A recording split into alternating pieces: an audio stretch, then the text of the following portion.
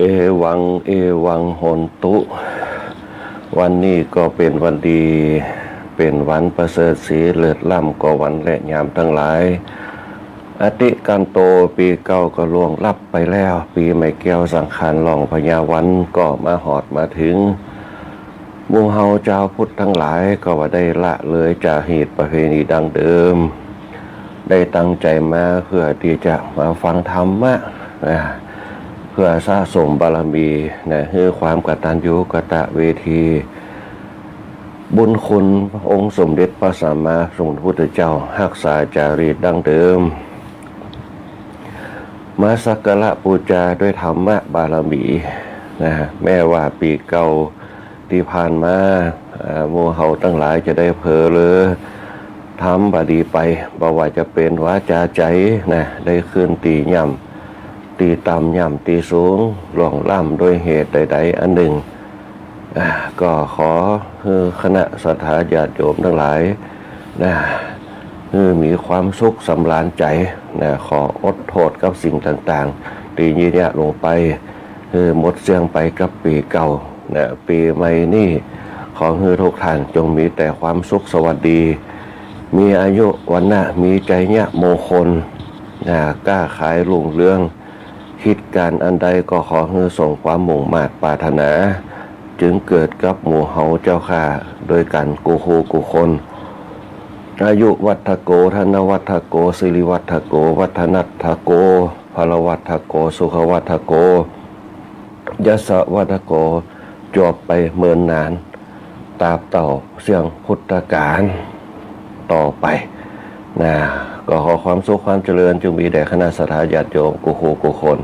ในช่วงในตอนเจ้าในรายการธรรมะยามเจ้าในวันนี้จะได้มาประจามาปกปากันในรายการธรรมะยามเจ้าแต่ละคนแต่ละท่านก็จะผ่านเป็นว่าผ่านปีใหม่ไปปีใหม่เมืองเขาไปวันสังขารหล่องวันเนาวันพญาวันนี้ก็ถือว่าเป็นวันปากปีเป็นวันปากปีบางตีบางแห่งเพิ่นก็จะนำเอาเสื้อผ้าผ่องไปส่งเคราะห์บ้านกันส่งเคราะห์บ้านไปสละสโลกกันคือสิ่งต่างๆเป็นสิริมงคลกับตัวกับตนบางตีบางแห่งเปิดก็ยังรักษาเหตุรักษาประเพณีกันส่งเคราะห์บ้านกันในวันปากปีบางตีบางแห่งเปิดก็ไปสะเก้าดำหัวคนเฒ่าคนแก่เพื่อที่จะขออายุวัฒนมงคลบารมีตนตัวคนเฒ่าคนแก่มาเสริมบารมีเขาบ้านไหนหมู่บ้านไหนที่มีผู้ที่มีไหววุฒิเขาก็ไปขอปอนเปิ่นอย่างน้อยก็คือเขาไปแสดงความกตัญญูกตเวทีความกตัญญูกตเวทีนี่แหละจะเป็นพลังภายในที่เสริมจิตใจเขานอกเหนือมาจากศีลตานภาวนากตัญญูกตเวทีเป็นอารมณ์ความรู้สึกในจิตในใจที่เขาได้ทำลงไปคือมีความอ่อนน้อมคือมีความละเอียดอ่อนในเรื่องของจิตใจการแสดงอารมณ์เพื่อเกิดกตัญญูกตเวทีจะเป็นบารมีปกป้องคุ้มครองคือหมู่เฮาทั้งหลายบารมีพยันตรายต่างๆเข้ามากำกายกตัญญูรู้คุณกตเวทีทำตอบแทนมันจะเป็นบารมีแล้วก็จะสะท้อนกลับมาให้กับหมู่เฮาทั้งหลายจะได้มีบารมีเผื่อแผ่ให้กับลูกหลานเขาคือเขาฮู้จักกตัญญูกตเวทีถึงมันจะไม่ได้ผล100%ปุ๊บปั๊บได้ทันตาเห็นแต่มันก็เป็นน้ำจืมบ่อสายบนห้องอารมณ์ฝึกอารมณ์เขาไปกตัญญูกตเวทีวันนี้เป็นวันกตัญญูกตเวทีตัวเป็นวันบนห้องว่าเป็นวันครอบครัวตัวต่างบ้านต่างโลกบนห้องเป็นวันครอบครัวแต่ในทางธรรมของเขาบนห้องว่าวันกตัญญูกตเวทีวันที่เขาฮู้จักตอบแทนคุณประเพณีต่างๆปีเนี่ยเขาอยู่ด้วยกันอย่างมีความสุขสุดท้ายแล้วปุ๊บงานประเพณีต่างๆเขาจะเห็นภาพได้ชัดเจนมากว่าเขามีนันทนาการว่าจะเป็นฮดน้ำการละเล่นต่างๆที่มันเกิดขึ้นในการเซตงานหลังจากเขาได้ระลึกนึกถึงขนบธรรมเนียมจารีตประเพณีที่เขาสืบสานกันมาเพราะฉะนั้นเขาจะเห็นได้จากงานประเพณีที่เขาได้เปิดห้องว่าได้ทำกันบอกว่าจะเป็นการละเล่นต่างๆคนซ้ายเข้าวัดแห่ไม่กั้มสี เนี่ยกับเข้ากับป่าไปตานให้กับบุพการีชน1 ปีในมีเตือนนี่อันนี้ก็ถึงเป็นกินไอแห่งจารีตประเพณีดั้งเดิมถึงมันจะทดถอยลงไปแต่ถ้าเฮาปากันทำเนี่ยปากันเนี่ยขึ้นมาฟื้นฟูอริยธรรมขึ้นมาเพื่อให้ลูกหลานเฮาได้หู้ได้หันมันก็อย่างเนี่ยคือเขาเนี่ยได้หันได้หู้แล้วก็ได้จึมไปเหมือนกับลูกหลานบางคนที่ไปวัดไปว่าเอาตุงจ่อน้อยตุงใจไปปักเจดีย์สายห้องเป็นตอนที่เขาได้หันกันบางผู้บางท่านก็เตรียมกับเขากับป๋าไปวัดไปว่าอันนี้ก็คือการตื่นตัวการตื่นตัวตื่นตาตื่นใจกับสิ่งที่เขาได้ทำลงไปเพื่อความสดใสเพื่อเกิดสิริมงคลเสริมเพื่อกับบารมีของหมู่เขาทั้งหลายบารมีเหมือนกับเขากินน้ำนี่แหละเปรียบเทียบกันกินข้าวนี่แหละเนี่ยคือเขามีพลังเนี่ยคือมีกำลังกายในการกินอาหารกำลังใจก็เกิดขึ้นมาจากการกระทำที่เกิดอารมณ์ความรู้สึกอย่างที่เคยบอกกันมาทำไปสะสมไปอย่าไปเอาอารมณ์ที่มันบดีเข้ามาตัดกรอนมันเนี่ยคืออารมณ์ที่ละเอียดอ่อนเฮาสูญไปสะสมเอาไว้จนเกิดเป็นนิสัยจนเกิดเป็นพฤติกรรมเดี๋ยวสักวันหนึ่งสิ่งเหล่านั้นมันจะเป็นปรากฏการณ์เกิดขึ้นกับตัวเฮานั่นเองขณะศรัทธาญาติโยมทั้งหลายเพราะฉะนั้นสังเกตพอป่าไม้เนี่ยที่มันมีต้นไม้เขียวขจีมันจะเกิดความร่มเย็นจนเกิดน้ำพุทธขึ้นมาจนเกิดความชุ่มเย็นเป็นหนองน้ำเป็นห้วยเป็นคลองเป็นหนองเป็นบึงขึ้นมาสิ่งเหล่านี้เช่นเดียวกันเอาทำลงไปตราบใดก็ตามถ้าจิตใจเขาร่มเย็นจิตใจเขาเป็นสุขตราบนั่นแหละเขาจะมามีปัญหาในเรื่องของจิตใจมีโรคภัยไข้เจ็บเข้ามาเปลี่ยน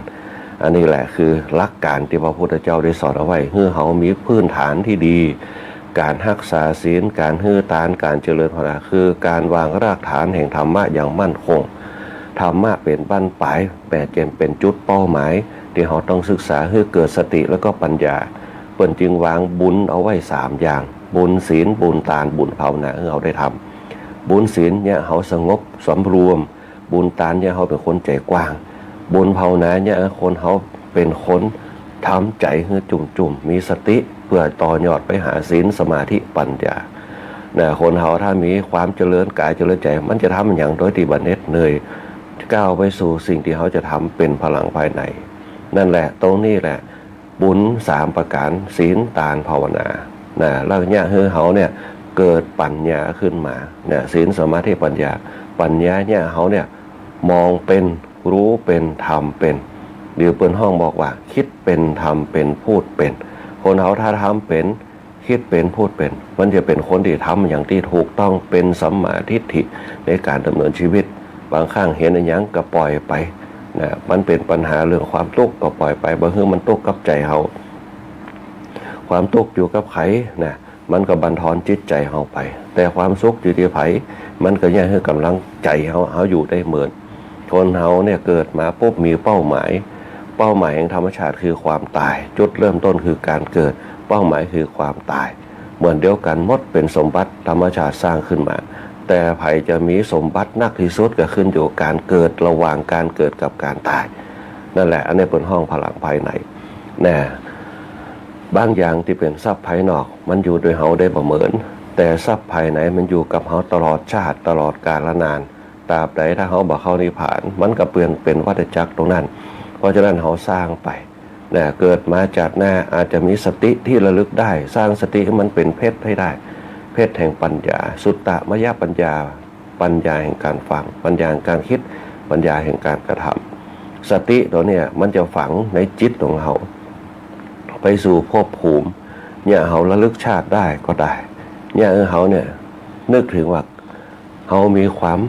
ต้องตาต้องใจกับบุคคลคนนี้ก็ได้อย่างเช่นอาจจะเกิดกลับมาเกิดเป็นลูกของเฮาว่าชาตินี้เฮาเป็นแม่ชาติหน้าเฮาเป็นลูกมีเปิ้นเฮาว่าดวงสมพงษ์กันฮักกันแปลงกันถูกชะตากันอันนี้คำว่าถูกชะตาก็คือปุพเพนิวาสานุสติญาณเพราะฉะนั้นเนี่ยในคณะยุคปัจจุบันบางอย่างเขาจะเห็นอย่างที่มันห้อนให้เขาก็ท่องทำใจในยุคปัจจุบันเพราะสังคมในยุคปัจจุบัน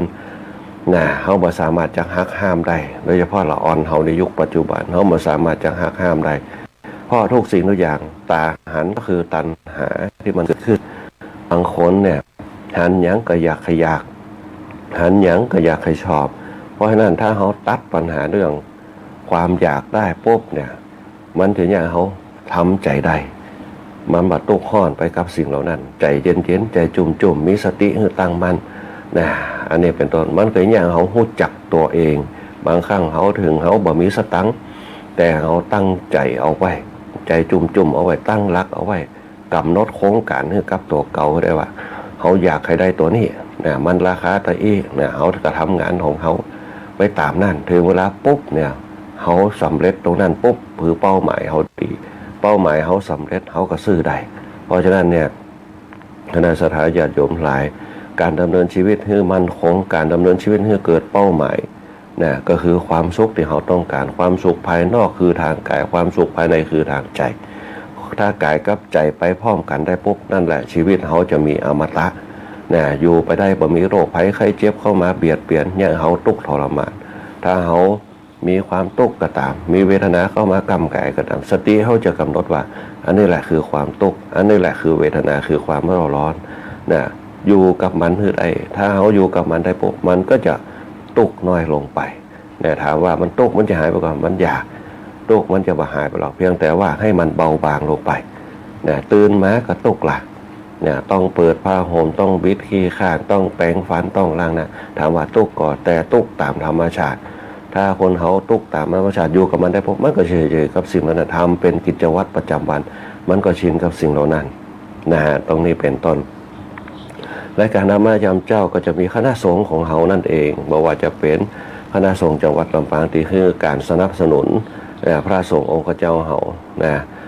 บอกว่าจะเป็นหลวงพ่อเจ้าหน้าจังหวัดหลวงพ่อรองเจ้าหน้าจังหวัดหลวงพ่อเจ้าหน้าอำเภอหอตัวหลวงพ่อรองเจ้าหน้าอำเภอหอตัวหลวงพ่อเจ้าหน้าตำบลหลวงพ่อเจ้าวาดทุกโลกทุกตนบางคนก็จะบอกว่าเปิ้นสนับสนุนตรงไหนนะสนับสนุนตรงเวลาเขาไปปกปะกันก็จะได้สนทนาธรรมกันเหมือนหลายผู้หลายท่านที่ได้ปะอาตมาภาพปนก็จะสนทนากันนะสนทนากันเขาก็ได้ทำมาอู้มาจากกันนะอย่างเช่นตะวาเนี่ยได้เดินมานะเดินจากโรงเรียนวิสุทธ์มาถึงวัดดอกเป้าเดินมาปุ๊บเนี่ยมันก็ได้เห็นสภาพการเป็นอยู่การทำบุญทำทานอย่างต่างๆเนี่ยมันก็จะได้นำเอามาเป็นธรรมะมาอู้มาจากกันได้สนทนาธรรมกันนะมันก็เป็นแนวความคิดต่างๆได้ปะญาติโยมได้อู้ได้จากเขาก็เอาความทุกข์หรือว่าความสุขทั้งนั้นมาเพื่อแผ่เจือจุนกันนะอันนี้เป็นต้นเป็นการแชร์กันนั่นแหละอันนี้ก็คือเปิ้นเฮาว่าการดำเนินชีวิตเฮาเนี่ยนะมันก็ต้องไปเป็นแต่ไปตามธรรมชาติมันมีอยู่2ตัวนะที่เฮาจะต้องอยู่กับมันให้ได้1การเกิด2การตาย3เรื่องทุกข์4เรื่องสุขนะอันนี้เป็นต้นเป็นช่วงของมันแล้วก็5ก็คือบุญ6ก็คือบาป7ก็คือสวรรค์8ก็คือนรกเนี่ยไปเป็นตามขั้นตอนถ้าเขาคิดวางแผนฮู้จิอีโป๊บเนี่ยมันจะเนี่ยเขาเนี่ยทุกอย่างเป็นธรรมดานะอันนี้เป็นตอนอยู่ไปตามดำเนินชีวิตเพียงแต่ว่าเขาจะต้องสร้างประโยชน์สร้างสิ่งที่มันทำแล้วมีความสุขคือใดกับตัวเขาอันนี้เป็นต้นในช่วงนี้ก็จะมีบรรดาลูกหลานทั้งหลายไม่เอามาจากกันกับพ่อกับแม่ถึงเวลาปุ๊บเนี่ยก็จะเริ่มจะกลับกันปีนี้เปิ้นก็หยุดไม่เหมือนน้อยนะอันนี้ก็เป็นห้องเป็นวันครอบครัวในช่วงปีใหม่เฮาตั้งเทศกาลต่างๆเพื่อจัดงานกันตั้งเทศบาลเพื่อสืบสารวัฒนธรรมกันแห่สลุงหลวงพ่องนะเป็นต้นอันนี้ก็เป็นกิจกรรมกันก็ผ่านไปวอบแวบผ่านไปจากเขาผ่านลอยกระทงมาบัดตันอย่างบัดตันพริบตามาถึงปีใหม่เมืองแห่งหลักนะ เดี๋ยวสักกรรมนึงก็จะเข้าภาษาละนะแวบเวลาสมัยปัจจุบันมันรวดเร็วนะการเวลาผ่านไปคล้ายความฝันนะชีวิตพลันหมดไปน่าใจหายแต่ปัจจัยหื้อท่อนะชีวิตพลันหมดไปน่าใจหายเวลามันเป็นของมันกำหนดไว้ใช่นะแต่ความของคนเรามันจะเร็วขึ้นแต่เขาจะไปตุกกับมันก็จะเศร้าหมองนะมันจะยาวห่อเหี่ยวเขาต้องทำตรงเก่าได้เหมือนกับผู้เฒ่าแก่บางผู้บางท่านที่มาวัดมาว้าเนี่ยสดชื่นแจ่มใสนะตีหันกันได้ฟังธรรมะไปนะอย่างวันธรรมะปีนี้เพื่อนว่า ทำมาปีใหม่เมืองปีใหม่เมืองเขาก็ได้รับรู้รับทราบกันในเรื่องขนบธรรมเนียมประเพณีต่างๆบางผู้บางท่านเปิดได้รับเอาอารมณ์ไปอารมณ์แห่งปีใหม่กันสะเก้าดำหัวรดน้ำคนเฒ่าคนแก่เขาสะสมบารมีไปคนเกิดวันติดกับดำหัวไปตั้งทิศตะวันตกเฉียงเหนือเปิ้นเฮาว่าทิศทั้ง6ที่เฮาได้สละสลงกันราศีเขาจะอยู่ทางทิศตะวันตกเฉียงเหนือวันจันทร์ก็ว่ายหน้าไปทิศตะวันตกนำหัวไปทิศตะวันออกหน้าเขามีสมปล่อยสักเก้าดอกคนเฒ่าแก่เพิ่นบอกวันอังคารก็ว่ายหน้าไปทางทิศใต้วันพุธก็ว่ายหน้าไปทิศทางใต้เหมือนกันวันอังคารวันพุธวันพฤหัสก็ตะวันออกเฉียงเหนือวันศุกร์ก็เอาหน้าเขามีสมปล่อยตกหัวตัวเก่าเหียวันพฤหัสวันตะวันออกเฉียงเหนือวันศุกร์ก็จะทิศตะวันออกวันเสาร์ก็ทิศตะวันตกเฉียงใต้อันนี้ก็เนี่ยกันไปตามความเชื่อคนเฮาถ้าเนี่ยตามความเชื่อแล้วปุ๊บมันจะมีความเปิ้นว่าความแห่งจิตใจในการเชื่อสิ่งเหล่านั้นแต่เชื่ออย่างมีเหตุมีผลเชื่ออย่างมีเหตุมีปัจจัยเชื่อด้วยปัญญาอันนี้เป็นต้นจะเนี่ยเฮาเกิดพลังจิตพลังใจในการกระทำสิ่งที่เฮาคิดเฮาเกิดอย่างต่างๆมันจะประสบความสำเร็จพลังแห่งศรัทธาเนี่ยถือว่าเป็นพลังแห่งความสำเร็จของหมู่เฮาทั้งหลายศรัทธาในสังขารศรัทธาในหน้าที่การงานศรัทธาในชีวิตมันจะเนี่ยให้พลังของเฮาเนี่ยไปสู่เป้าหมายนั่นได้อย่างชัดเจนพลังแห่งความเชื่อในสิ่งดีๆที่เฮาทำลงไปมันก็จะเกิดความสุขกับตัวเฮานั่นเองคณะศรัทธาญาติโยมทั้งหลายก็เดี๋ยวสักคำหนึ่งเขาก็จะมาทักทายกันในช่วงท้ายๆรายการคณะศรัทธาญาติโยมที่เข้ามาสะสมบารมีธรรมด้วยกันตรงนี้แหละถือว่าสำคัญบางครั้งเวลาเขาไปวัดเขาจะลืมกันในเรื่องธรรมะบารมีพอทุเจ้าเตะปุ๊บถึงเวลาละก็จะโอ้กันละสนทนาธรรมกันทุเจ้าก็โอ้คนบ้านก็โอ้กันเขาก็เลยบ่ได้ฮู้แก่นสารแห่งธรรมะนี่อย่างคนเฒ่าคนแก่เขาในยุคสมัยแต่ก่อนคนที่มีอายุนัก40ปลายขึ้นมาในรุ่นอาตมาภาพก็เหมือนกันนี่อย่างคนเขาถึงใจเย็นบางเตี่ยเพิ่นมีความเคารพอยู่ในใจเวลาคนใหญ่อู้กันเขาจะบ่แสก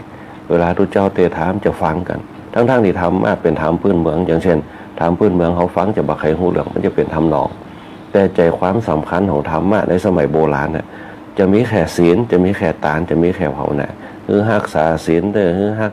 คือมันคือตานคือมันภาวนาเจ้าหลวงพ่อทำอันนี้ส่งปีใหม่ก็เหมือนเดียวกันถ้าให้สดบทสรุปคือศีลตานภาวนาเปิ้นฮือเฮาฮู้จักกึดคนเฮาแก่เฮาเปิ้นจะฮู้จักศีลไปวัดไปวาไปรักษาศีลฟังธรรมเปิ้นที่บอกไปใส่ขันศีลไปใส่บาตรอันนี้เปิ้นศีลกับตานวันนั้นพอถึงเวลาทุเจ้าเตถามโป๊บเปิ้นจะตั้งใจบางคนบางท่านเอาผ้าแพรไปผ้าสบายไปปูไปกราบพอถึงเตถามโป๊บเปิ้นจะนั่งบางคนก็อาจจะอยู่กับตัวเก่าในการนั่งสมาธิในการฟังพอฟังเนื้อหาสาระปุ๊บบางคนก็บ่ฮู้พ้องบางคนก็ฮู้บั้นปลายสรุปมาปุ๊บสังเกตพอไงเวลาใกล้จะจบเขาจะยกมือละขอให้คณะศรัทธาญาติโยมจงมีอายุมีวันนะได้สุดท้ายละอายุวันโนสุขังสาธุสังเกตพอง่ายๆแต่เนื้อหาสำคัญก็จะเป็นศีลตานภาวนาอย่างเช่นทำอันนี้ส่งปีใหม่เขาก็จะฮู้ละเขาก็จะฮู้เนื้อหาที่อย่างเปิ้นถึงตัดหัวผ้าผมมาเวียนกันครบรอบ7 คนครบรอบ7 คนนางเปิ้นมีธิดาของพระผมอยู่7 คนด้วยกัน7 คนด้วยกันพระผมเปิ้นบูชาความโห่ของธรรมบาลธรรมบาลเป็นคนที่ฉลาดเฮียนโห่ภาษาสัตว์ได้เปิ้นต่อร้องกันพระผมต่อร้องกับธรรมบาลว่าแม่เจ้าราศีคนเฮาอยู่ตังใดแม่ตอนราศีคนเฮาอยู่ตัดใดแม่แหลงราศีคนเฮาอยู่ใดคำว่าราศีคือความเป็นสิริมงคลความมีสง่าราศีหรือว่าโง่เฮ่งคนจีนเปิ้นจะว่าโง่เฮ่งคนเมืองเฮาเปิ้นจะฮ้องว่าราศีไปไหนราศีดีก็ตื่นเจ้ามาราศีดีก็เสื้อผ้ามันถูกฉลกกับเฮาก็ บางคนมันมีความเชื่อเนี่ยให้เกิดความมั่นใจศรัทธาคือความเชื่อภาษาท่าคือความเลื่อมใสเกิดความมั่นใจไปเนี่ยเขาแต่งตัวดีรองเท้านี่บาหลวมจับตีนเขาพอดีเสื้อผ้ากระชับก็ตัวเขามันเกิดความมั่นใจใส่แว่นตาไปเหี่ยวเนี่ยเดินจกกระเป๋าเตียวผิวปากวิดเนี่ยไปการไปงานเนี่ยเปิดห้องว่าราศีเนี่ยราศีจับเนี่ยอย่างวันนี้วันที่16ราศีเขาจะเป็นเศรษฐีห้องนั่นก็ว่ากันไปเนี่ยเสื้อผ้าใหม่คือมันถูกฉลกสีหยังที่ถูกฉลกกับเขาเนี่ยเขาก็ใส่ไปเพื่อนอยู่กับความราศีของเขาเกิดความมั่นใจศรัทธาคือความกล้าแข็งคือความแกร่งกล้าเขาจะอยากจะได้ให้มีศรัทธาความแกร่งกล้าแล้วเปรียบชีวิตเขาเหมือนเนี่ยหลอดไฟแหละหลอดไฟถ้ามันมีแบตเตอรี่มันก็บาแจงหลอดไฟถ้ามันมีใส่ไฟต่อมามันก็บาแจงเขาจะอยากจะได้ให้มันมีสง่าราศีนะเขาก็หาแบตใหม่ๆทานใหม่ๆต่อสายไฟดีๆนะเอาสวิตช์เขาใส่นะเพื่อเปิดก็ได้ปิดก็ได้ตามคำสั่งเขาหลอดไฟมันก็มีไส้ตรงไหนถ้ามันบ่มีแบตมันก็บ่แจ้งถ้าแบตมันอ่อนมันก็บ่แจ้งแหมนะมันก็มีราศีของมันนะถ้าเขามีพลังดีๆปุ๊บพลังแห่งเปิดห้องว่าความโล่งอกโล่งใจสบายอกสบายใจมันมีสง่าราศีมันก็แจ้งเปล่งปลั่งภาษาฝรั่งเปิดห้องว่าออร่าเนี่ยแต่ความจริงเนี่ยภาษาธรรมะเขาเปิดห้องบารมี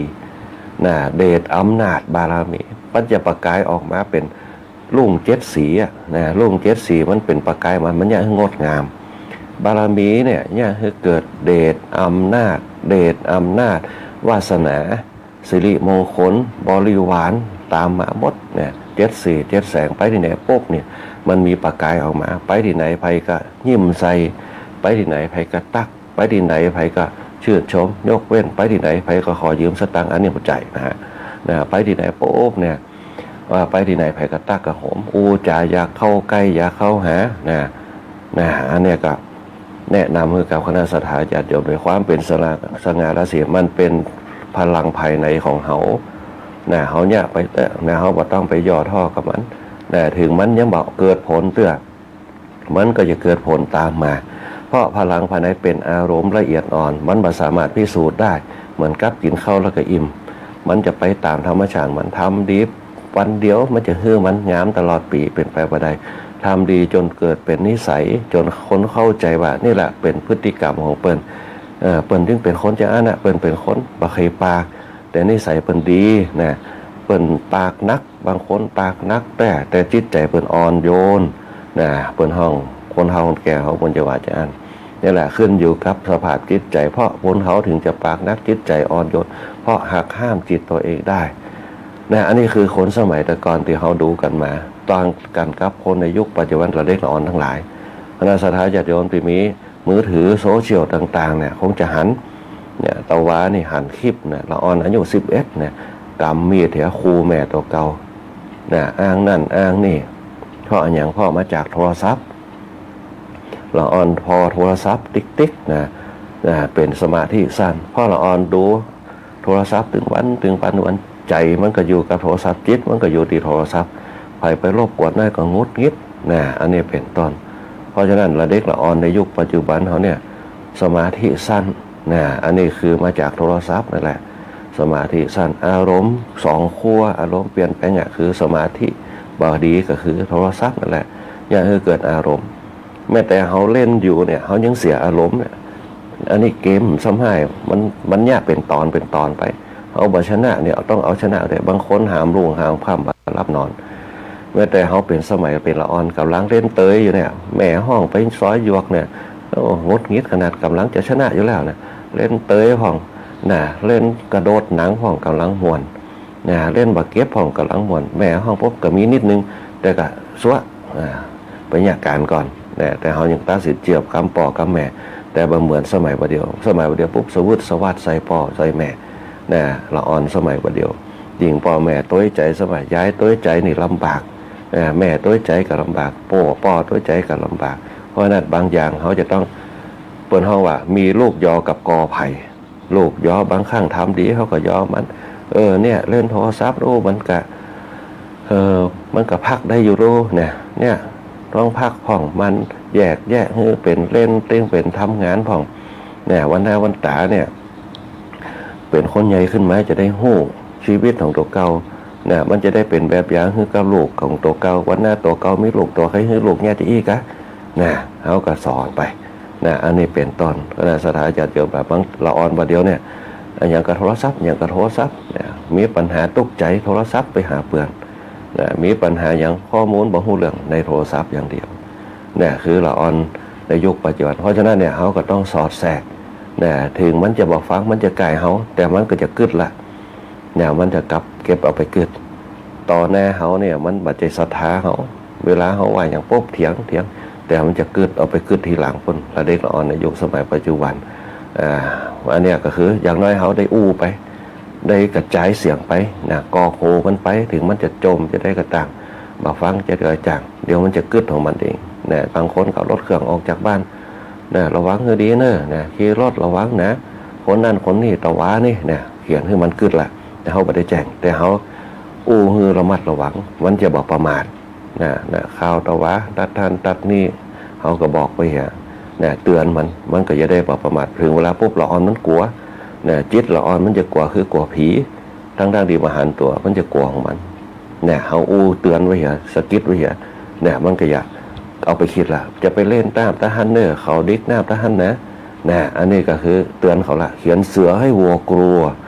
เนี่ยพระพุทธเจ้าเนี่ยเปิดกระสอนสอนให้นั้นท่าเนี่ยเขียนเสือให้วัวกลัวเนี่ยพอเขามันหันภาพมันนี่พวกโอ้มันแต่รู้ตอนนี้มีแต่รู้มันก็กลัวละจิตมันก็อ่อนละแม้แต่พระบาทสมเด็จพระเจ้าอยู่หัวรัชกาลที่เขาเปิดกับตึงบอกการเขียนเสือให้วัวกลัวเนี่ยบางอย่างมันเป็นการหลอกลวงก็จริงเนี่ยคนเขาเนี่ยสะกิดใจหลอกลวงให้เปิดทำความดี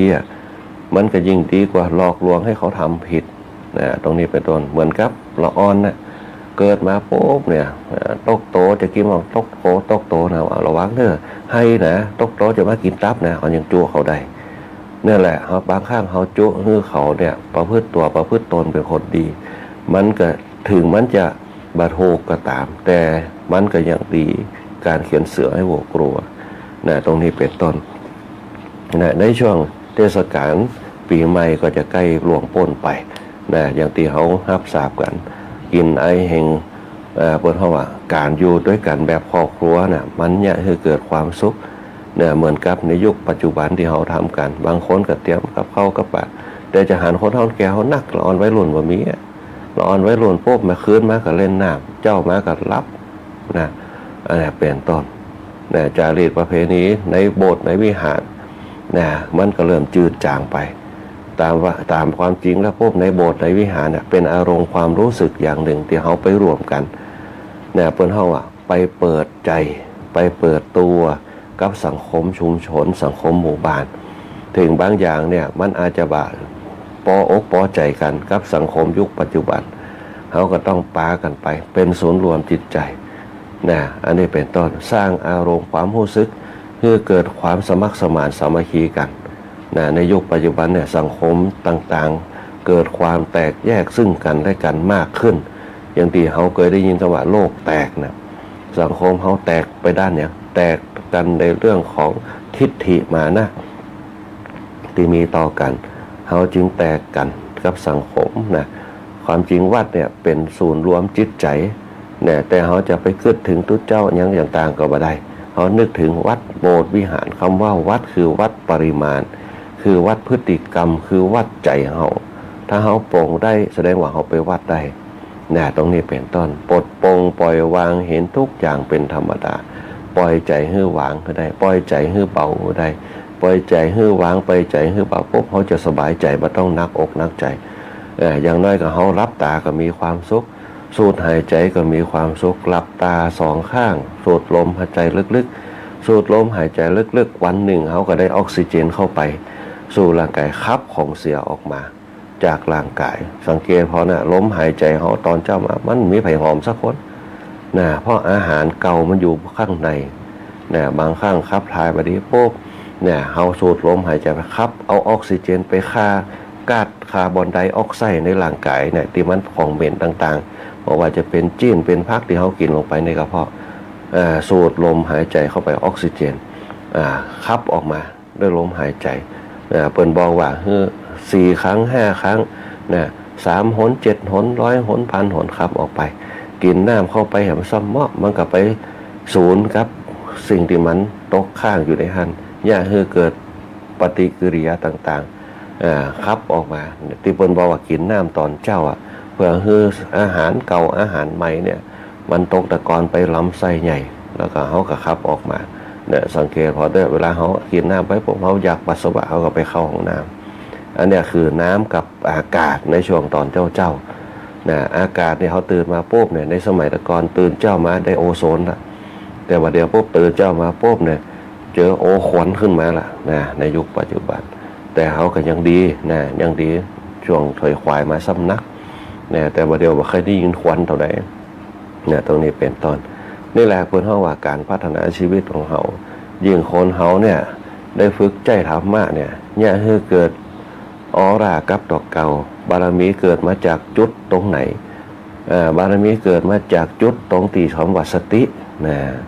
สติเปรียบเสมือนไส้ไหนของหลอดไฟถ้าไส้ไหนของหลอดไฟหับพลังจากแบตเตอรี่ขึ้นมาปุ๊บมันก็จะแจ้ง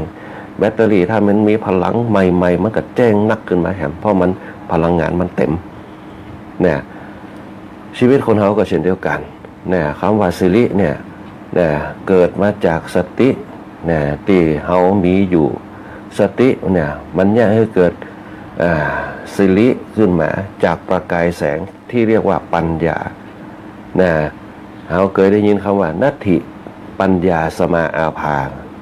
แสงสว่างเสมอด้วยปัญญาไม่แสงสว่างมันเป็นจะได้แสงสว่างตรงนั้นเป็นอุปมาอุปไมยเป็นกุศโลบายที่มาจากปัญญาแสงสว่างแห่งปัญญามันกึดออกมันมืดมนมาตลอดปัญญามันออกมาปุ๊บนั้นกึดออกปิ้งขึ้นมามันสามารถตัดใจทำใจตั้งใจพัฒนาจิตใจขึ้นมามาจากปัญญาทำใจก็มาจากความทุกข์ทั้งหลายที่มันเกิดขึ้นมาเขาทำใจมันหับน้องหับสิ่งเหล่านั้นทำใจเปลี่ยนใจพัฒนาจิตใจมันมาจากปัญญามันรู้ว่าทุกข์มันก็ต้องการความสุขปัญญาจะเกิดขึ้นได้จะต้องมีสติอย่างที่บอกว่าสติเปรียบเสมือนไส้สปริงที่อยู่ในหลอดไฟเพราะแบตเตอรี่มันแข็งแกร่งปุ๊บต่อสายเสร็จเรียบร้อยทุกอย่างมีครบวงจรแสงก็ออกละถ้าเขาครบวงจรชีวิตเขาคือศีลตามภาวนาปัญญาเขาจะเกิดเพราะฉะนั้นสังเกตดูง่ายๆว่าคนเขายุคปัจจุบันความเชื่อมันบอกใครดีเชื่อตัวเก่านักขึ้นความศรัทธาเลยบ่เกิดเพราะความศรัทธาบ่เกิดปุ๊บความประมาทก็มีขึ้นขับรถขับละปุ่งลงข้างทางเพราะอย่างเขาขาดสติกินเหล้าเมายาปุ๊บการฆ่าการแต่งกันขาดสติเป็นต้นแต่ถ้าเขาคิดเดี๋ยวน้อยหนึ่งสิ่งเหล่านี้ปุ๊บทำไปแล้วปุ๊บเกิดปัญหาเขามีสติก็ได้เกิดปัญหาครอบครัวเขาโดนั่งมาในรถด้วยกันลูกเขาโดทรัพย์สมบัติเขาโดบ้านจองของเห็นที่เขามีอยู่โดใครจะดูแลถ้าเขามีสติเอาไปก่อยขับไปอย่างเพื่อนบอกว่าเมาแล้วนอนพักเวลาเขาเล่นกันฮดน้ำฮดอย่างกันมีสติน้อยปีในมือเตือวันนี้เขาจะต้องปล่อยอารมณ์บักโคตรบักเกียดคือใดคนเฮาในยุคสมัยปัจจุบันนิสัยขี้มิ่งนักยิงละอ่อนไว้รุ่นร้ายเต็มตัวบางคนเอาตรงนั้นมาเป็นบัญญัติขี้มิ่งนักอย่างน้อยก็บ่ได้ฮดน้ำใส่ตากันฮดน้ำใส่อย่างโดยเฉพาะกู้หัวตัวเมียแฟนกันโดยเกิดเรื่องทะเลาะกันเพราะนั้นสิ่งเหล่านี้แหละถ้าเขาหักห้ามใจคืออะไรวะคือคนเขาเกิดมาทั้งชีวิตถ้าเขามีธรรมะอยู่กับตัวทุกคนก็หักกันสร้างศีลคือได้ถ้ามีศีล5อยู่ได้ปุ๊บเขาจะอยู่ด้วยกันมีความสุขมีศีลสุขล้ำมีธรรมสุขใจเขาหักเขากึดอย่างไม่ได้เพราะถึงศีลได้ศีลข้อแรกถ้าเขามีเขาจะมีความหักกันศีลห้ามฆ่าสัตว์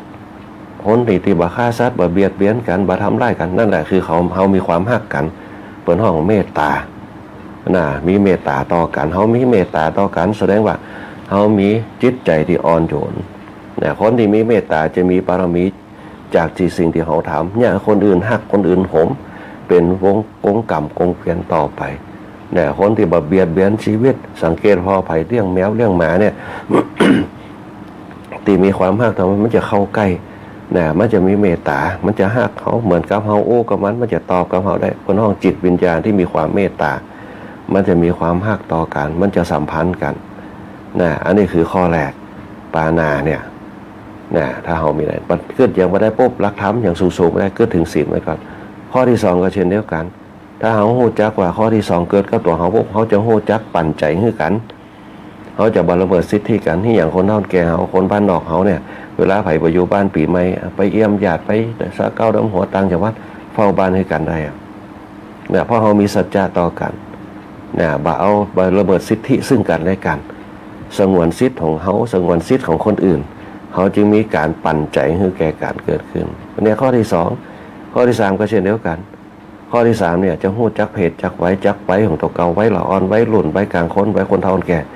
เนี่ยถ้าเฮาฮู้จักข้อที่สามเนี่ยเฮาจะฮู้จักไว้เนี่ยเขาจะฮู้แหมป้อฮู้จักเพศด้วยเพศแม่หญิงเพศพอใจเพศแม่หญิงก็จะต้องฮู้จักเป็นเพศแม่หญิงไม่ใช่ว่าอยู่ที่ไหนก็นั่นนี่แหมดเหมือนทุกอย่างคือเป็นเพศพอใจแต่สังคมเฮาในยุคปัจจุบันน่ะเฮาไปเรียนแบบตามเพิ่นว่าตามสถานการณ์แต่ถึงเวลาเกิดปัญหาแก้ไขไม่ได้เนี่ยสังเกตพอเดี๋ยวเฮาเห็นข่าวกันทะเลาะวิวาทกันนะนำกันไปทำร้ายร่างกายกันเกิดขึ้นสุดท้ายแม่หญิงก็คืออ่อนแอบ่เหมือนปอจ่ายกำลังนะฮะจะสู้เขาบ่ได้เพราะฉะนั้นอย่าไปประมาทนะจะได้เขาก็เป็นปอจ่ายเขานึกมีแห้งนักกว่าเขาอยู่แล้วฮอร์โมนมันคนละอันนี้กันนะเพราะฉะนั้นจะไปประมาทนะจะได้ก็เป็นแม่หญิงเขาถ้าเขาฮู้จักเพศปุ๊บเนี่ยเขาบ่ประมาทเหมือนกับคนเฒ่าคนแก่เพิ่นสอนน่ะคือเรียบร้อยคือมีกริยามารยาทคือดีๆคือมีสติเนี่ยสมคำว่าแม่สีเรือนแม่ย่อเรือนแม่สีเรือนกุลสตรีให้ได้เนี่ยตรงนี้เป็นต้นมันก็เนี่ยคือชีวิตเขาเนี่ยมีความสุขเนี่ยบ่ต้องมีเรื่องเดือดร้อนเกิดขึ้นเพราะสังคมในยุคปัจจุบันเป็นสังคมฮ้อนห้ายเนี่ยเป็นต้นอันเนี้ยก็ต้องระมัดระวังต้องอยู่กับศีลแต่ถ้ามีศีลปุ๊บเนี่ยวุ่นวายแน่นอนสังเกตพอละอ่อนในยุคปัจจุบันแม้แต่จบม.6 มาด้วยกันแต่ไปสอบเรียนมหาลัยปุ๊บเนี่ยกว่าเปิ้นลาไปก็ไปฆ่าเปิ้นเหียละอ่อนในยุคสมัยบัดเดียวเพราะนั้นน่ะพ่อแม่ก็ต้องสอนเรื่องศีลด้วยสำคัญมากเรื่องศีลเรื่องธรรมถ้าบ่มีศีลบ่มีธรรมมันก็ปรงไม่ได้มันก็ปล่อยไม่ได้นะคนเฒ่าแก่ในสมัยก่อนถึงเปิ้นจะละกันเปิ้นห้างต่อกันกระปรงได้อยู่บ้านเดียวกันกระปรงกันได้ปล่อยกันได้ชีวิตใครชีวิตมันแล้วแต่กงกรรมกงเกวียนทำดีได้ดีทำชั่วได้ชั่วเกิดถึงกันชีวิตมีความสุขนะอันนี้เป็นต้นนี่แหละเขามันต้องเอาอย่างนั้นเอาศีลมาเป็นตัววัดศีลทำไม่กลับมาโลกาจะวินาศโลกาจะวินาศคือคนเขาจะเสื่อมศรัทธาขาดศรัทธาคือความเชื่อมั่นนะเพราะความเชื่อมั่นมันเกิดด้วยความเลื่อมใสก็จะมีความเลื่อมใสตรงนั้นคืออย่างความเลื่อมใสคือความร่วมมือกันความร่วมมือกันการอยู่ด้วยกันแบบความสามัคคีความพร้อมเพรียงกันอันนี้เป็นต้นเนี่ยคือศีลธรรมเนี่ยข้อที่5ก็เช่นเดียวกันเขาจะว่าเกิดแต่เล่าอย่างเดียว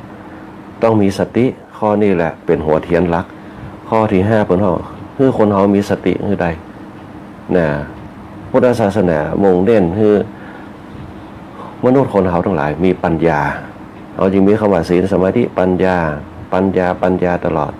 ปัญญาโลกัสสมิปโชโตปัญญาเป็นแสงสว่างในโลกคนเฮาถ้ามีปัญญาปุ๊บเนี่ยมันจะแก้ปัญหาด้วยปัญญาเนี่ยมันจะมาแก้ปัญหาด้วยกำลังคนเฮายุคปัจจุบันแก้ปัญหาด้วยกำลังนะอาฆาตมาดไล่กันเอาอาวุธห้ำหันกันทั้งที่บรรพบุรุษเฮาเนี่ยกอบกู้เอกราชรักษาบ้านเมืองพ่อแม่พี่น้องเฮาเนี่ย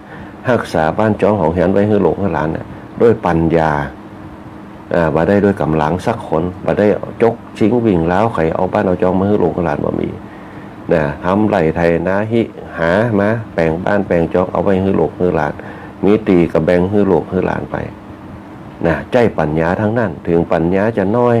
บ่เหมือนโลกในยุคปัจจุบันทรงไปแถวจบปริญญาตรีปริญญาโทปริญญาเอกแต่ก็สร้างฐานะรักฐานรักแหล่งให้ลูกให้หลานนะได้อยู่ได้กินกันถึงเขาจะไปอยู่เมืองนอกเมืองนาถึงเขาจะไปอยู่กรุงเทพตั้งรักว่าน่ะสุดท้ายแล้วปุ๊บเนี่ยบ้านเขาเป็นเมืองเกิดเมืองนอนเขาพ่อแม่เขาเนี่ยสำคัญที่สุดนะในยุคปัจจุบันเนี่ยเป็นยุคที่เพิ่นฮ้องว่าสังคมมันเปลี่ยนไปการเงินมันเปลี่ยนไปอันนี้ทุกอย่างมันเปลี่ยนไปนะ เขาจะต้องย้อนกลับมาถึงต้นสายปลายเหตุของเขาในการดำเนินชีวิตเขาตรงนี้เป็นต้นหวนมาอนุรักษ์สืบสานสืบทอดจารีตประเพณีต่างๆบอกว่าจะเป็นครอบครัวของตัวนี่แหละคนเขาว่าจะย่าฮือสังคมนั้นเนี่ยแข็งแกร่งแล้วก็แข็งแรงย่าฮือเกิดความสุขในสังคมได้อันนี้เป็นเพราะว่าการสร้างชีวิตการดำเนินชีวิตของคนเฮาทั้งหลายถึงจะฮือมีความสุขอย่างแท้จริงโดยเฉพาะการฟังธรรมะนี่แหละการนำเอาธรรมะไปใจคืออาหารสติอาหารปัญญาตรงนี้เป็นต้นแล้วก็คนเฮาทำมันมีสติก็เปรียบเสมือนหัวเทียนมันสะอาดเมื่อมันสะอาดปุ๊บร่างกายมันก็จะสดชื่นถึงจะมีโรคภัยไข้เจ็บเข้ามาเบียดเบียนจะได้ก็ตามสติมันสะอาดมันจะหู้จักว่าสิ่งไหนที่ควรนำเข้ามาสู่สติของเขาเพื่อจะเข้าไปสู่จิตสติเป็นตัวป้องกันอารมณ์ต่างๆที่จะเข้าไปสู่จิตถ้าจิตเศร้าหมองใจก็ไม่ผ่องใสจิตเตสังกฤตเถวิปฏิกังขาถ้าจิตเขาเศร้าหมองใจมันก็บ่ผ่องใสจิตกับใจไปคู่กันจิตกับใจเป็นเพื่อนของกาย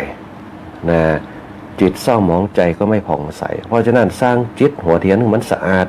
ถึงรถจะเก่าเจอกระถางหัวเทียนมันสะอาดมันวิ่งเงียบอุปมาเปรียบเทียบใจก็ผ่องใสใจผ่องใสคืออย่างเครื่องยนต์มันก็เงียบหัวใจของรถคือเครื่องยนต์ล้อมันก็ไปได้ดีบดังออดแอดถึงมันจะดังปุ๊บมันก็ไปได้ดีร่างกายคนเฮาก็เช่นเดียวกันรักษาจิตของตัวเก่าให้สะอาดจิตของเขาจะดื่มดำก็คือธรรมะที่เกิดบารมีธรรมะทำให้เกิดข้อคิดบางอย่างมันอาจจะเป็นว่ามันอาจจะเป็นปฏิปักษ์กับอาธรรมก็ได้มันอาจจะเป็นปฏิปักษ์กับพฤติกรรมเขาก็ได้แต่ว่าถ้าฟังไปแล้วปุ๊บมันเกิดสติแต่ถ้าเขาเนี่ยไปใจห้อนไปมันเนี่ยเสียการใจจุ่มเย็นเดี๋ยวละทิฏฐิมานะเหี้ยเขาก็มีความสุขอยู่ที่ตัวเขาทุกอย่างอยู่ที่เขาสุขทุกข์อยู่ที่ใจไม่ใช่หรือถ้าเราถือก็เป็นทุกข์ไม่สุขใสถ้าเราไปสัมผัสก็เป็นสุขไม่ทุกข์ใจเขาจะเลือกเอาอันใดก็ขึ้นอยู่กับตัวเขาเองหลวงพ่อพุทธทาสเพิ่นบอกเอาไว้เพราะฉะนั้นเนี่ยสิ่งที่เขาต้องการคือความสุขตรงนี้แหละมันจะเป็นเนี่ยคือตัวเขาสุขภาพร่างกายแข็งแรงบ่มีมลทินเข้ามาผัวพันบ่มีความสมองเข้ามาผัวพันแม้แต่ทำงานเขาก็มีความสุขแม้แต่จะเปิดร้านเปิดจ้องเขาทำงานอย่างมีความสุขยิ้มแย้มแจ่มใสยิ้มง่ายสบายทักเขาบ่ต้องไปกึดเป้าหมายวันนี้ต้องเอากำไรตะยีวันนี้ต้องเอากำไรตะยีมันเป็นตัวผมว่าทำไปตามหน้าที่ว่าทำจิตคนสมัยแต่ก่อนเปิ้นกินต้อยตาลต้อยอย่างที่เปิ้นบอกกินต้อยตาลต้อยมีความสุขสิ่งที่มันมีความสุขเนี่ยมันจะเนี่ยคือสว่างมันจะเนี่ยคือสว่างพอสว่างปุ๊บเนี่ยบารมีมันก็จะตามมาโชคลาภวาสนามันก็จะเข้ามาเหมือนกับเขาอยากถูกหวยเนี่ยเขากึดเดี๋ยวถ้าถูกหวยกันหน่อยจะซื้อเครื่องบินก็จะแปลงบ้านจะอันนี้เขาความอยากมันเกิดแล้วเขาซื้อไปปล่อยไปเปิ้นบอกว่าหลวงพ่อวัดน้ำล้อมหลวงพ่อพระเดชพระคุณวันนี้เคยบอกไว้ว่ารัฐบาลเปิดฮื้อโจกออกมาทุก15วันทุกวันที่1ซื้อไปเตะซื้อขวางไปนะจับโจกเขาเนี่ยราศีเขาดีบารมีเขาเกิดพลังงานภายในเขาดีปุ๊บตีเนยก็หายตีนายก็ตีนายก็ฮักโจกมาวาสนาเกิดเปิ้นถึงบอกไปอันคนเฮามันจะมีจุดของมันวันไหนที่เฮายินดีปีดาที่มีความสุขที่เขาได้ทำด้วยความอิ่มใจตรงนั้นแหละบารมีจะเกิดกับตัวเขานั่นเองเพราะฉะนั้นก็ฝากเอาไว้คณะสัตยาธิโยมในการสร้างบารมีเนี่ยพลังภายในเป็นเรื่องสำคัญในการดำเนินชีวิตของทุกคนทุกท่านมันเกิดขึ้นมาสิ่งนี้เขามองด้วยตาเปล่าไม่เห็นแต่จะแสดงออกมาเป็นปรากฏการณ์อย่างที่บอกเอาไว้เป็นการปรากฏการณ์เป็นบารมีของเขานั่นเองเขาก็เอาบารมีตรงนั้นเป็นพลังงานส่องแสงส่องประกายเพื่อแผ่ให้กับเขาที่เขามีตุกมีหยังลูกหลานตานเต้าเขาที่มันตุกมันให้มันหยังเขาก็ทำไปเพื่อแผ่บารมีไปเรื่องบางครั้งละอ่อนในยุคใหม่ว่าโอ้ยากไปหยังไม่ใจได้ผลอย่างสักอย่างละอ่อนในยุคปัจจุบันเนี่ยทำปุ๊บต้องได้เห็นชัดเหมือนกับแบมีของเงินเขาเนี่ยเอาเงินใส่สตางค์มันเมื่อก็ยินดีแต่เขาลองบอกว่าวันว่าผูกกันเนอะเริ่มหน้าจะงิกจะงอละอันนี้เป็นต้นเพราะฉะนั้นเนี่ยสิ่งเหล่านี้เราต้องสร้างศรัทธามันเกิดขึ้นตรงไหนเกิดขึ้นกับอารมณ์ของเขา นะอย่างเช่น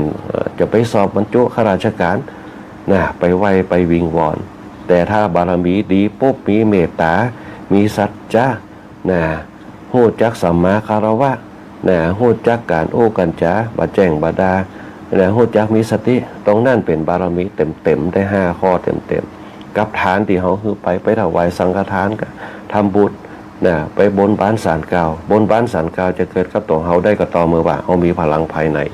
พลังแห่งศีลพลังแห่งทานพลังแห่งภาวนาบนบานศาลกล่าวเป็นสัจจะวาจาแต่พลังที่จะส่งเสริมเฮาคือบุญบารมีบุญบารมีเฮาดีเนี่ยวาสนาก็จะส่งตรงนั้นนั่นเองอันนี้เป็นต้นเพราะนั้นสิ่งเหล่านี้มันเป็นปรากฏการณ์ความเชื่อเหล่านี้มันเกิดขึ้นได้ตั้งแต่ยุคดึกดำบรรพ์เขาเกิดมาจากธรรมชาติมีปรากฏการณ์ของมันเองถ้าเรามีความเชื่อพลังแห่งความเชื่อพลังศรัทธามันก็จะเกิดเกิดอย่างเรามีสติพอมีสติปุ๊บมันก็จะมีประกายไปจุดประกายให้เกิดพลังความเชื่อพลังความเชื่อมั่นเกิดขึ้นพอพลังความเชื่อมั่นเกิดขึ้นมันก็เกิดความเลื่อมใสเกิดขึ้นความเลื่อมใสเกิดขึ้นมันก็อย่างนี้คืออภินิหารปาฏิหาริย์มันเกิดโดยที่เราจะต้องตกตะลึงกับสิ่งที่เราต้องการอันนี้เป็นต้นมันมีของมันอันนี้ก็ฝากให้กับคณะสัตยาญาติโยมสาธุชนทั้งหลายตัวได้นำเอาไปเป็นแนวทางสร้างบารมีแม้แต่เขาจะเป็นคนตกคนอยากก็ตามแต่เขาพัฒนาเอาคนเขามันมีทรัพย์ภายในแล้วก็ทรัพย์ภายนอกอย่างที่บอกเขาไว้ทรัพย์ภายในก็มาจากพละกำลัง5ทรัพย์ภายนอกก็คือพละกำลัง5ประการอย่างที่เขาเคยอู้กันไปทรัพย์ภายในก็คืออินทรีย์5ถ้าทรัพย์ภายนอกร่างกายแข็งแรงอินทรีย์ภายในแข็งแรงมันจะไปเหลืออันอย่างที่มันจะเกิดขึ้นกับเขาอย่างที่บอกเอาไว้ว่าสิ่งเหล่านี้มันจะเกิดกับตัวเขาทรัพย์ภายในเกิดทรัพย์ภายนอกเกิด1บนห้องว่าอย่างบนห้องว่าบุญก็จะมาปีติก็จะเกิดบารมีก็จะเกิดผลขึ้นมาตรงนี้เป็นต้นมันจะเกิดขึ้นโดยอัตโนมัติของมันตามธรรมชาติโครงสร้างของมันอย่างที่บอกเอาไว้พละ5อย่างที่อู้กันไปมันจะทรงโยนให้เกิดความกล้าหาญในการกระทำที่อย่างคนนั้นแก่เขามีความเด็ดเดียวมีความกล้าหาญพ่อเปิดมีศีลมีทานเปิดมีบุญ3ประการ